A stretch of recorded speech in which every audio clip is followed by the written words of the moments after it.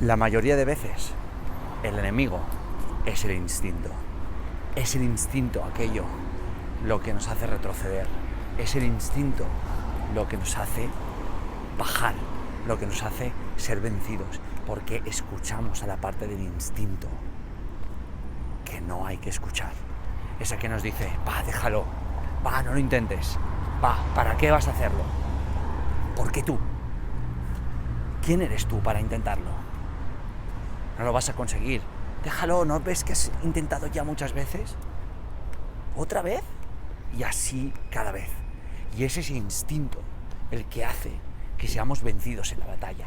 El instinto negativo, el instinto que nos hace retroceder, el instinto que no nos ayuda a avanzar, el instinto que sin duda alguna hace que caigamos una y otra vez. Entrénalo, no le hagas caso, cámbialo, trabaja para reentrenarlo. ¿Por qué?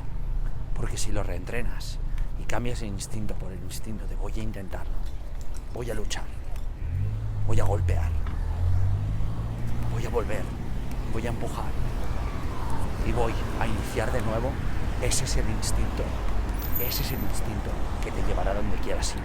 Porque si cambias ese instinto, si cambias cómo golpeas, si cambias cómo luchas y si cambias cómo te enfrentas a ti mismo, es ese instinto el que te ayudará a llegar donde quieras llegar.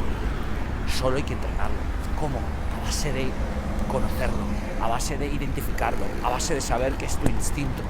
Ese instinto el que te niega, el que te minimiza y el que sobre todo te sabotea y te boicotea, el instinto que te va a hacer caer.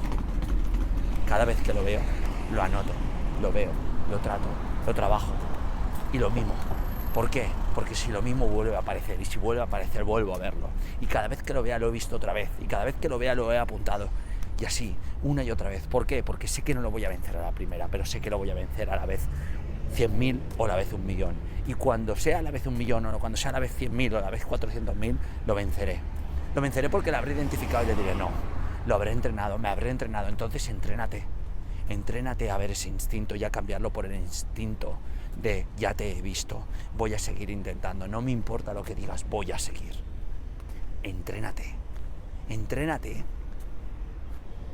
a eliminar, a fulminar a tus pensamientos débiles, porque ese instinto no es más que un sentimiento, un pensamiento, una emoción, una experiencia débil que está preparada para bajarte, para boicotearte y para hacerte desistir.